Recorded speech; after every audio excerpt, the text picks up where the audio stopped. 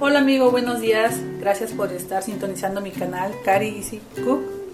Hoy les estaré compartiendo una receta muy fácil con 3 ingredientes que tenemos siempre en casa. 2 tazas de peanut butter, 2 tazas de azúcar y 2 huevos enteros.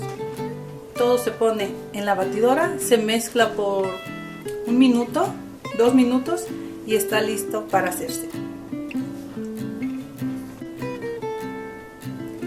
Pondremos 2 tazas de peanut butter o mantequilla de maní en la batidora.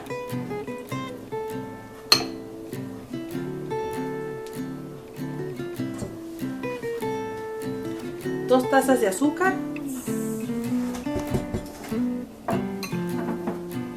y 2 huevos enteros.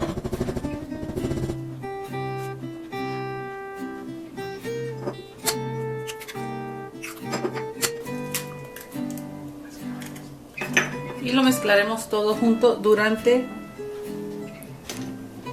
de 1 a 2 minutos a velocidad media.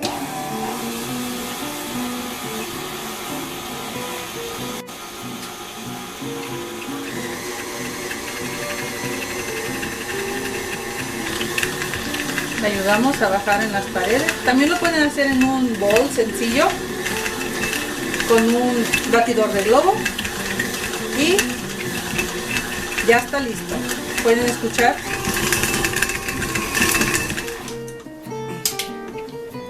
que ya está listo.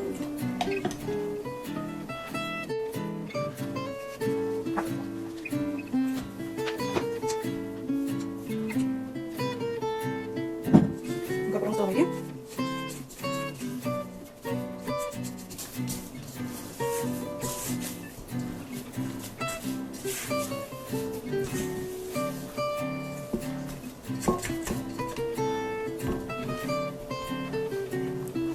Y nos damos cuenta que la masa está lista cuando podemos hacer una bolita y queda así.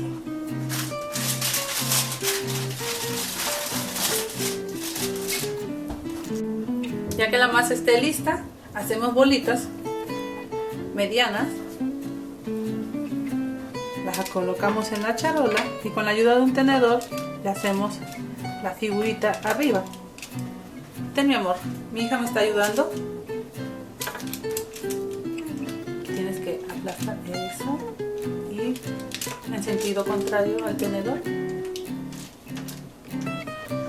Y así haremos todas hasta llenar la charola.